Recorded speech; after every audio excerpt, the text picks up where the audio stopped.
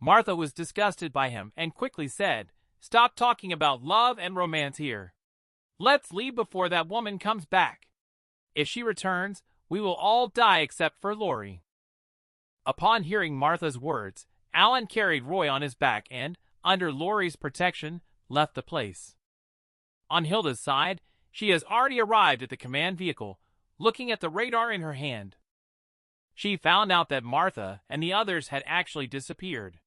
Hilda grinned evilly and said, "You managed to escape while I was having my meal. Little cuties, you better hide well. When disaster strikes, people survive against all odds." She returned home to find her parents had been murdered.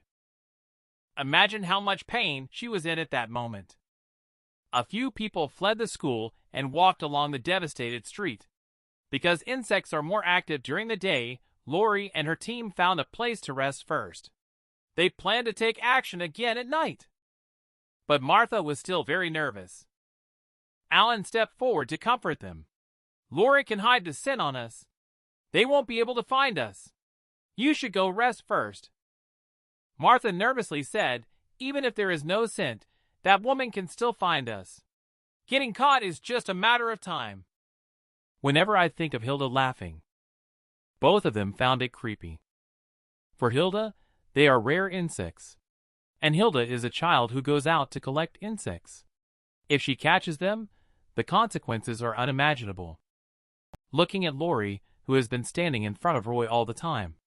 She hasn't said a word so far. This makes Martha feel uneasy. The soul inside this body. Still don't know if it's Lori or Doris. If it's Lori, Martha is not in danger. If it's Doris, then it's bad. If they exist at the same time, it's a time bomb. Martha would not likely entrust her life to someone else. So Martha made up an excuse and said, "The restroom here is broken. I need to go out and find another restroom." So Martha escaped. She wanted to go home to find her own parents. After experiencing a life-threatening ordeal, Martha finally returned home. She saw bloodstains in every corner of the house. Then she also saw a message left by her parents for Martha. "Dad and Mom are waiting for you at refuge." The strong Martha finally broke down. She fell to her knees and wept bitterly on the ground. At this moment, a figure appeared behind Martha. Who is this person? Why did he appear in Martha's house? Because of mistakes made in youth and ignorance. But it resulted in the death of the parents. How tragic it is. Having gone through a near-death experience, Martha finally returned home, only to find it in ruins. As she sobbed bitterly, a figure suddenly appeared behind her, knocking her down to the ground. The man grabbed Martha by the hair and angrily scolded her, saying, "I knew you, this little slut, would come back home. Did you think I would let you off easily? I'll let you taste how formidable I am." With that, the man reached out his hand. But Martha blocked him. Unexpectedly, she actually broke the man's hand. Martha shot back and hit the man's face with the butt of the gun. Soon the man was unrecognizable from the beating. Martha self-deprecatingly said, "If I could have killed you, I wouldn't have been so scared before. Now this situation suddenly strikes me as ridiculous. I don't owe you anything. If anything, you owe me. I don't have the mood to kill you now. Get lost quickly." He fell for Martha even before the disaster struck. He wanted to impress Martha with money. Martha, who was just a student at the time, was especially innocent. She thought he was just an ordinary mister, so she gladly accepted his gifts. But when the man tried to advance further, Martha refused. They never contacted each other again. However, the man was not going to let Martha go. He continued to follow her. Martha, who had gained strength, did not intend to kill him. She turned around and was about to leave. But the man wouldn't let it go. He sneered and said, "You bad woman! You should also be taken away by the insect. Just like your parents. It was the insect I attracted. Watching them struggle really makes me feel happy." Even though Martha had a hunch that her parents were already dead. But seeing the notes left by her parents, Martha fantasizes that they are still alive, waiting for her in the safe zone. But the man shattered Martha's fantasy. Moreover, he is the killer. The scene shifted. The man lay bloody in the hallway. His death was extremely tragic. At this moment, Hilda also arrived here. Looking at the body in the staircase, she immediately recognized it as Martha's work. Despite violently beating the man, she was also thinking about how to avoid damaging the gun. She is indeed a clever and calm little one. Only to see Hilda take out a syringe. The needle pierced into the man's eye in an instant. "My slave. Go find that woman." Martha walked alone on the street. Although she had always been very calm and decisive, losing her parents still caused her significant harm.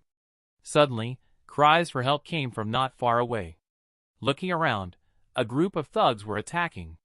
Looking at these fierce and vicious humans, Martha self-mockingly said, "The most terrifying thing in the apocalypse is often humans. This is the inferior nature of humanity. But I have no right to blame others. Maybe I am no different from them.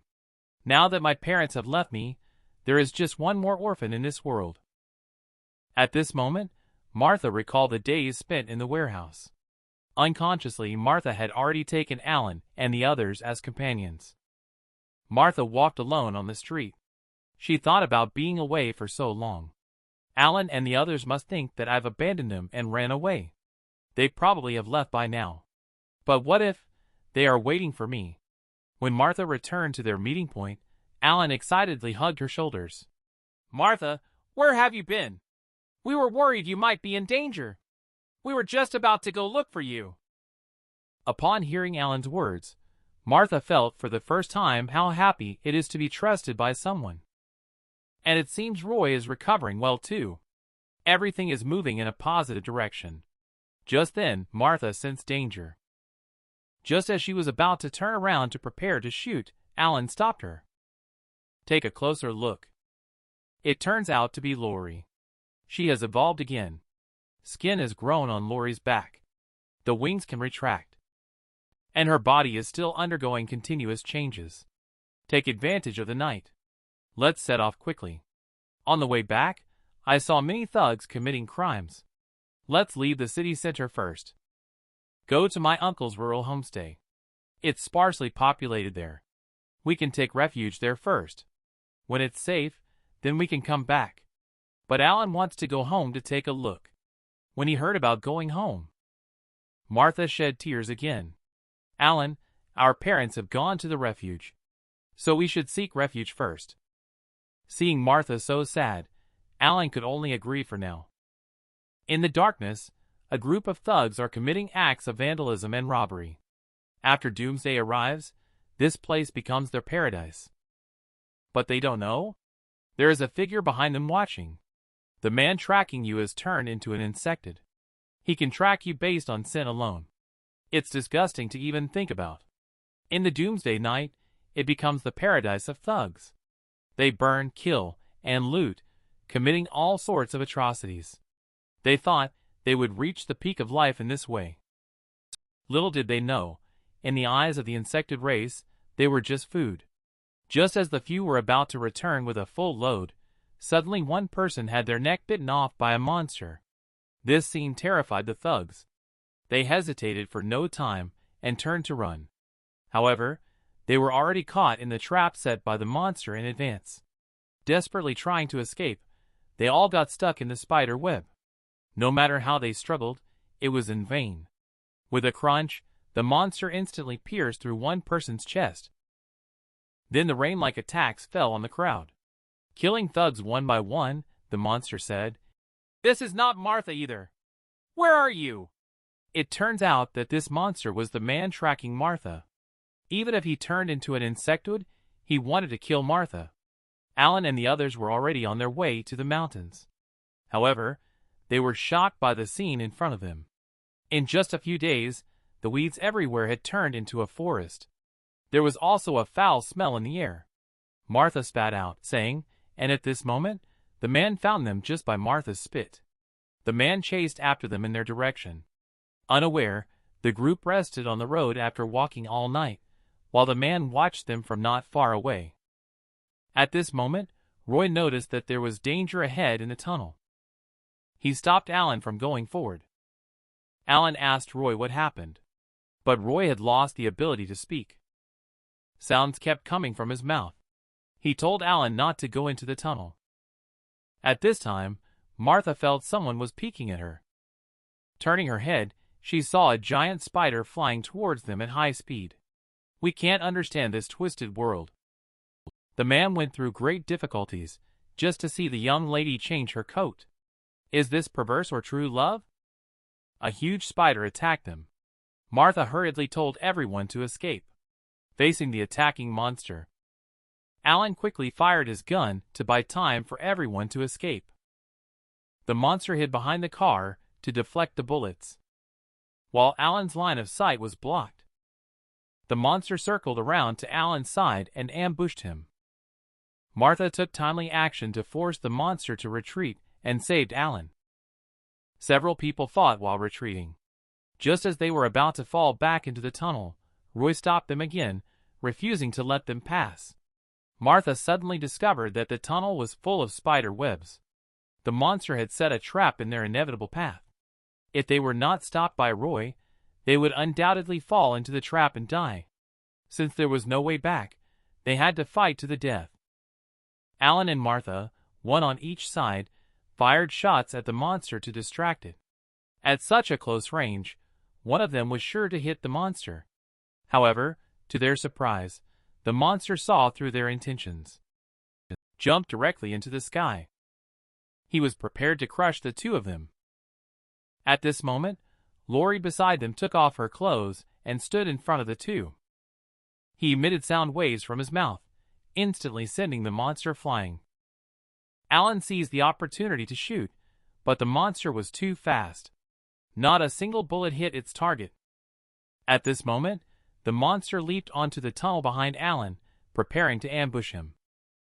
Lori, seeing this, once again knocked the monster away, taking advantage of the opportunity while the monster was suspended in the air. Alan and Martha fired their guns at the same time. The bullet hit the monster, causing considerable damage to it. The monster once again hid behind the car. Several people are on high alert to prevent the monster from launching another surprise attack. At this moment, the monster spoke. "I have brought the clothes." "Quickly change your clothes. Let me see how you look in different clothes." The clothes are labeled Martha-chan. Martha was stunned. The Martha who realized it shouted in anger, "You pervert! I will kill you!" Martha is about to collapse. Why does she always encounter these unlucky guys? Whether it's Anne or Doris, they always cling to themselves like lingering spirits. Upon hearing Martha's words, Monster slowly said, "This is called birds of a feather flock together." This sentence provoked Martha. Angry Martha randomly fired her gun. Although Monster's body is huge, he is exceptionally agile. He dodged all the bullets. Alan quickly stepped forward to stop Martha. "Stay calm. He is intentionally trying to provoke you, hoping you will waste bullets." Upon hearing Alan's words, Martha slowly calmed down. Monster began to provoke Martha again. "You are just a fraud, acting all innocent, but fooling around with other men behind my back. Shameless." At this moment, Martha wished she could smash him to pieces. Seeing Martha so agitated, a hand extended slowly towards her. "Martha, we believe in you. Don't forget we are companions." Then Alan came over and hugged Martha's shoulders, comforting her. "You still have us." Monster saw Martha being held in the arms of another man and instantly became extremely angry. He picked up a motorcycle and threw it at the crowd. Then he lifted up a car filled with steel pipes and threw it again. Lori saw no way to dodge. She quickly used shockwave to send the car flying. Lori, who saved two people, is now out of breath due to using her abilities multiple times. At this moment, Monster threw out another car, taking advantage of the moment when several people were dodging. The monster came to their side. It looked down at the people on the ground and charged down. Just at this critical moment, a bus rushed out and knocked the monster away.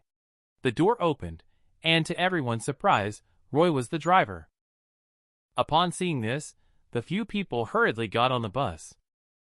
Roy stepped on the gas and drove into the tunnel.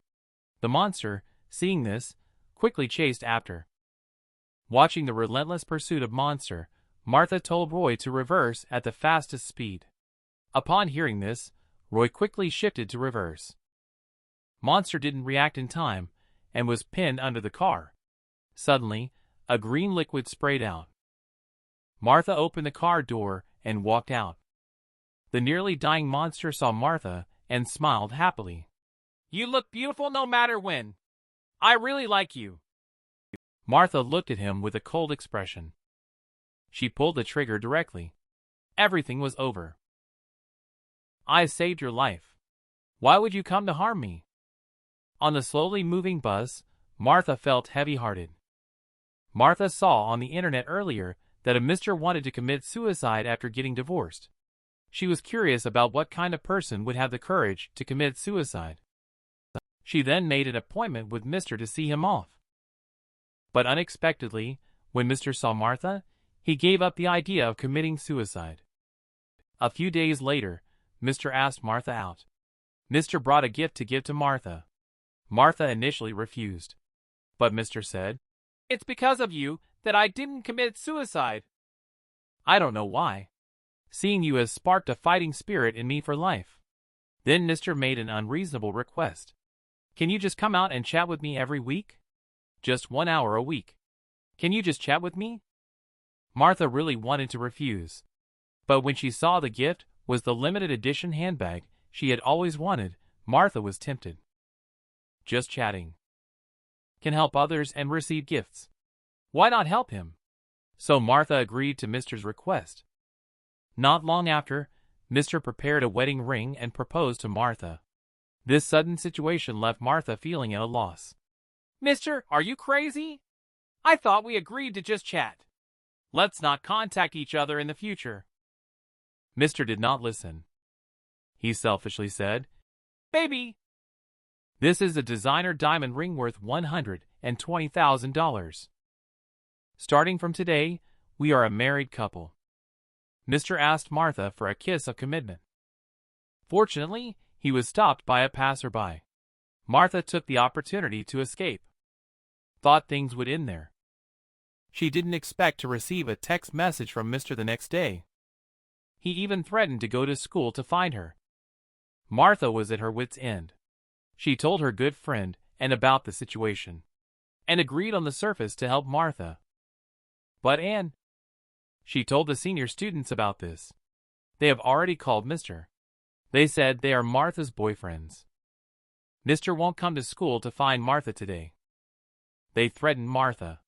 As long as Martha behaves obediently, they won't tell anyone about this matter. At this moment, Martha knew that she had been betrayed by her best friend. After school, and brought people to block Martha. She threatened, "If you want me to keep quiet, you can. But you and Mr. made money by having sex. You should give me half." After saying that, she even spat out some saliva. But just then, an alarm sounded in the air. A big insect suddenly pounced on the girl next to them. Watching this sudden scene, the two were extremely frightened, and turned around to run. She was tripped to the ground by Martha. This led to the later mutated N. Let the past be the past. The past Martha Chin is already dead. Several people managed to escape from the campus without incident. Shapeshifter Lori always feels like she's not wearing clothes. She feels very embarrassed. Martha noticed Lori's embarrassment. She handed her a piece of clothing. Looking at Roy's current appearance, Lori held Roy tenderly. She cried, saying, "It's so good that we are alive. Roy, you will definitely get better." Watching Lori hug Roy, Alan felt unhappy. He could not help but clenched his fist tight. Nightfall was approaching quickly. Several people parked the car in the tunnel to rest. Alan walked outside by the moonlight. Lori approached to ask about the situation. But Lori found that Alan was already in tears at this time. Lori asked Alan with concern, "What's wrong? What happened?" Suddenly, Alan hugged Lori and kissed her. "Lori, I'm scared. I really don't want to lose you." Lori's expression became somewhat strange upon hearing this. "Don't worry, Alan. You still have me." After resting, the few of them continued on their journey. This sudden heavy rain made Martha, who was already in a bad mood, even more irritable. Martha looked out of the car and noticed the lights flickering in the school opposite. She hurried Roy to stop the car. Martha looked in the direction of the lights with the 8x scope on her gun. She discovered that it was actually a human refuge. Several people were excited to see this. The car quickly arrived at refuge. The people in the car couldn't help but cheer because they smelled the aroma of food. But when the people at refuge saw Lori and Roy's appearance, they were all extremely frightened. At this moment, a group of armed personnel quickly ran out of the building. The target was confirmed. The intruders were hosts, humans transformed by metamorphosis. They opened fire and shot at them. As soon as the word was given, all the armed personnel pulled the triggers. The bus was instantly riddled with bullets, and the people on the bus could only crouch down holding their heads. Lori screamed at the top of her lungs, begging them not to shoot. "We are human!" But when she looked at her own hands, she realized she was no longer human. Roy was hit with several bullets. He understood that this group of armed personnel would not listen to their explanations. Staying longer meant certain death. They had to escape from here. Roy endured the intense pain and managed to drive the bus away from the scene. But the armed personnel had no intention of letting them go. The guns were aimed at Roy and fired. Just at this critical moment, Lori stood in front of Roy and unleashed a shockwave. She successfully blocked the incoming bullets. The car finally broke out of the encirclement. Martha murmured in disbelief. "Why? We are all human. Why are they shooting at us?" When she saw herself in the mirror, she was stunned. Am I also going to undergo metamorphosis? Is she still the gentle and kind woman? But she is slaughtering humans. Roy, who was seriously injured, couldn't hold on any longer and passed out directly. The bus swayed and hit the roadside fence, stopping. The armed personnel behind quickly caught up and cautiously got on the car, only to discover that the group they were chasing and killing turned out to be a group of students. But there were clearly 4 people just now. Now one is missing. At this moment, screams of teammates came from outside. When the 2 people went outside the car, they found that all their teammates had been killed. Lori is sitting on the car roof. She is looking down at the 2 people from above. Lori smiled sinisterly and said, "We just wanted to have a meal, but you opened fire on us. Now, no one can stop me." The scene suddenly changed. It was morning. Martha, who had fainted, was woken up by crying. Martha got out of the car. She found Lori kneeling in the water, crying. Martha turned around and found 2 people lying on the ground. They must be dead. No wonder Lori was crying so bitterly. But at this moment, Alan turned his body around. This made Martha question the idea. "Lori, what's wrong with you? I see you crying so sadly. I thought they were all dead." Lori didn't answer Martha's question. She clenched her left hand tightly with her right hand, repeatedly saying, "I'm sorry," with her mouth.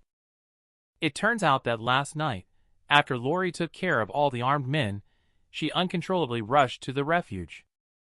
She mercilessly killed those innocent people. Lori wanted to stop the killing but couldn't. There is a figure in her body constantly fighting for control with Lori. Lori can only helplessly watch as she kills everyone. What Lori doesn't know is that when she entered the refuge, someone filmed her committing murder with a phone. Now, the military has issued the highest level order to hunt her down. When you find that your long-dead enemy has appeared before you in a different form, what will you do? At this moment, Martha found that Roy and the other person's physical condition was very bad. If they do not receive medical treatment for a long time, there is a risk of life-threatening situation. There is no other choice for them but to continue on their journey. Inside the car, Lori is carefully taking care of the two injured persons. At this moment, Alan weakly tells Lori to not show her face in front of others. Even though we can't feel it, in the eyes of other humans, we are already monsters. That's why they shoot at us as soon as they see us. And Martha, who was driving, angrily scolded Alan. Shut up. It's their fault. We just wanted to have a meal. We traveled over there by flying. Or did we crawl like a spider? No, we rode on a bus. At least say something when you see us. How can you shoot without any reason? Martha became angrier the more she thought about it. It's all their fault. If something like that happens again, I will definitely shoot them all. Upon hearing this, Lori's heart started pounding. Unknowingly, they arrived at a village. Strangely, there were no insects here. But there were also no people. Fortunately, there happened to be a clinic here. Martha got off the car alone to look for medicine. She entered the clinic not long after. Two people came in the car. They were covered in blood. At a glance, Martha knew they were not good people. Oh! It's the first time I've seen such a beautiful infected person. Even though Lori was a little afraid, she still protected Roy and the other person behind her. At this point, the robber grabbed Lori's hand and tried to pull her several times, but he couldn't move her. This made the robber very unhappy. He grabbed Lori's hair and slapped her hard a few times. But Lori had no reaction at this point because she was trying to control her murderous intent. She couldn't let Doris out anymore. Doris had already harmed many people. This would only make her further estranged from humanity. At this point, the robbers had lost their patience. Since Lori had mutated anyway, they wanted to just cut off her hand directly. Just at this moment, a few more accomplices of the robbers arrived. They kept insulting Lori with their mouths. At this point, Doris enticed Lori. Have you heard it? Lori, do you still consider them human in your eyes? Suddenly, Lori's hands grew claws. One claw punctured the head of the bandit. Martha, who had gone to search for medicine, returned at this moment. She found that the door to the bus was blocked by two bandits. She asked in confusion, Who are you? What are you doing on our bus? They saw Martha as a little girl. The robbers approached her with iron rods and leered, saying, Little girl, it's very dangerous to be alone outside. As long as you behave and listen to me, I'll protect you. As he spoke, the man reached out his hand. Upon hearing this, Martha raised the gun and pulled the trigger without hesitation. The robber was instantly riddled with bullets. She then noticed another robber who was still alive. She picked up a wooden stick from the ground and struck it towards the robber's head. When Martha returned to the car, she looked at the woman covered in blood. Martha's sixth sense told her that it was Doris. She looked at the woman covered in blood. Martha's sixth sense told her, now this person is Doris. So Martha tentatively called out, Lori. Upon hearing Martha's voice, Lori couldn't help but burst into tears. Seeing this, Martha knew for sure that the person in front of her was Lori. However, Martha trusted her intuition more. So she decided to try again. How could there be a missing antibiotic? It might have been left in the hospital. Lori has one more here. You take this one to help them with the injection first. I will go to the hospital again. So Martha pretended to search for something while secretly observing Lori. Seeing Lori injecting antibiotics into Roy first, Martha couldn't help but wonder if she was being too sensitive. After all, if this person was Doris, she would definitely inject antibiotics into Alan first. Watching Lori finish injecting the antibiotics, Martha made a surprised sound. Oh, it's here. I found antibiotics in my backpack. Inject them quickly. At this moment, a figure is secretly observing them. He quietly approached the bus. Martha suddenly appeared, holding a gun aimed at him. The man panicked and quickly explained, Don't shoot. I am a good person. I have important information to tell you. The person you just killed is from the most powerful gang of this generation. If their people find out, you are in big trouble. I know the way. Take me with you to escape." So Martha and her companions hit the road again. In the car, Lori looked at the increasingly severe injuries of the two men. She quietly swore to herself, "No matter what, I will definitely cure you both. We must all survive." At this moment, Doris's figure appeared in Lori's mind. She sarcastically said, "You are daydreaming.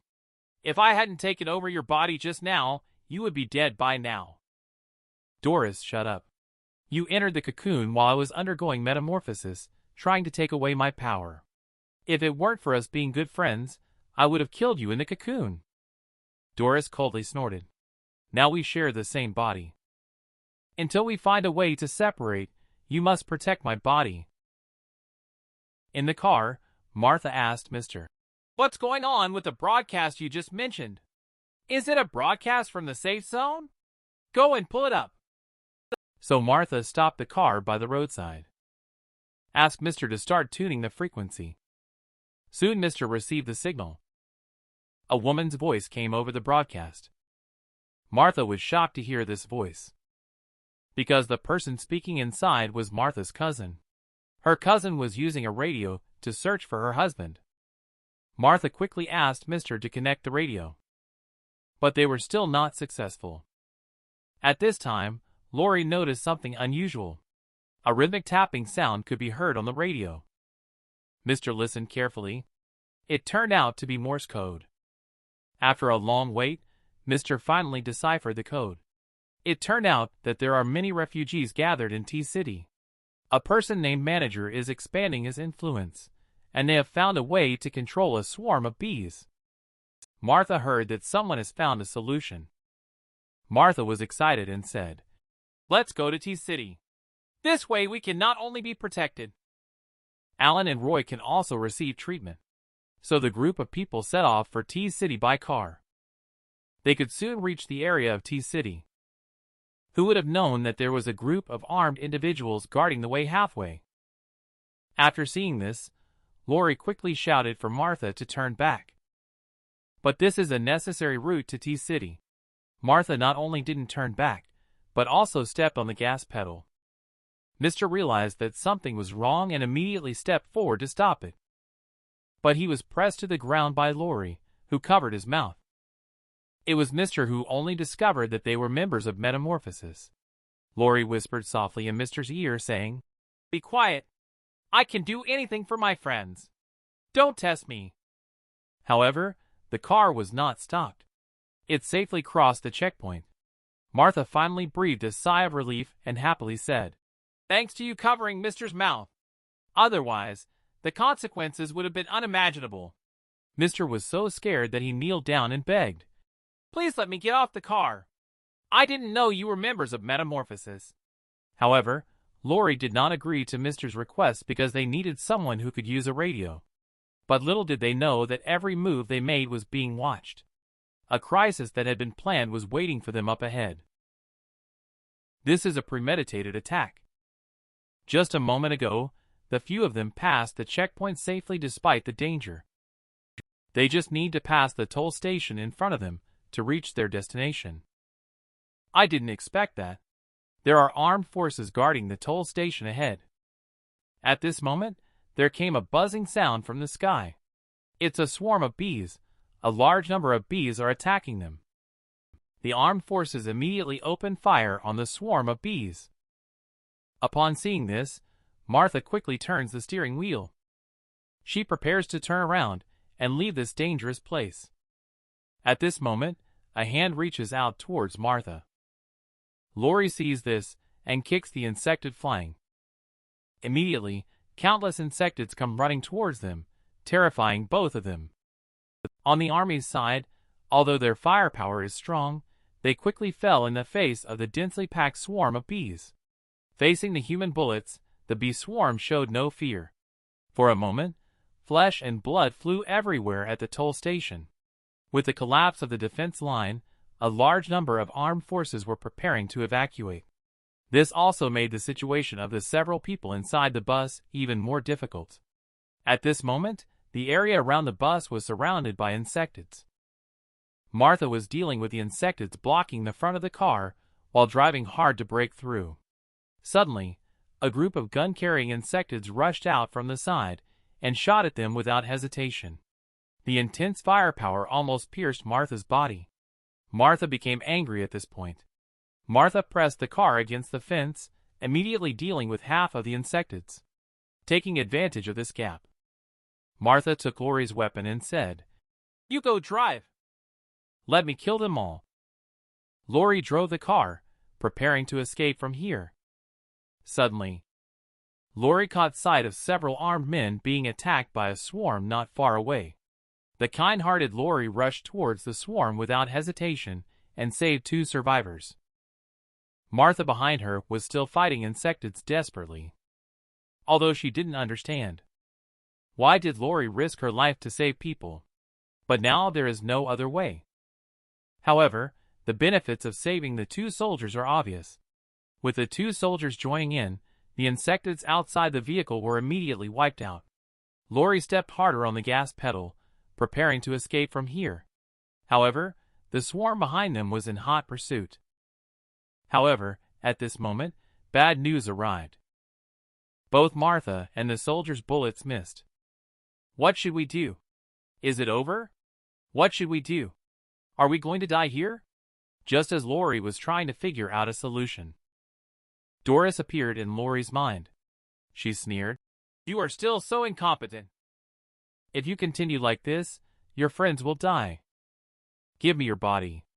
As long as you let me control your body, all problems will not be a problem." Lori went crazy and screamed at you to get lost after listening to this. As Lori's shouting came to an end, something strange happened. The swarm of bees outside stopped attacking and began to kill each other. Everyone was shocked by this sudden turn of events. At this moment, Martha suddenly knelt to the ground. Everyone thought that Martha was a result of prolonged high tension. However, only Martha herself knew that it was not the case. Because during Lori's screaming, Martha was briefly possessed. Her body uncontrollably knelt to the ground, watching as all the insects ran away. Lori breathed a sigh of relief, thinking it was safe. Just then, an insect peeked out, stretched out its claws and stabbed towards Lori's chest. A figure suddenly appeared in front of Lori. He took the fatal blow intended for Lori. Martha immediately shot and killed the insect upon seeing the situation. Looking at Roy, who was struggling for his life, Lori burst into tears. But she did not choose to stop treating Roy now. They needed an absolutely safe place. Otherwise, they would both die here. Finally, they found a safe house. The soldiers quickly carried the injured pair into the house. Lori hurriedly followed with her backpack. She took out the needle and thread from her backpack to stitch up Roy's wound. But no matter what she did, the wound could not be stitched up. The green blood kept flowing uncontrollably. Lori became so anxious that she cried seeing this situation.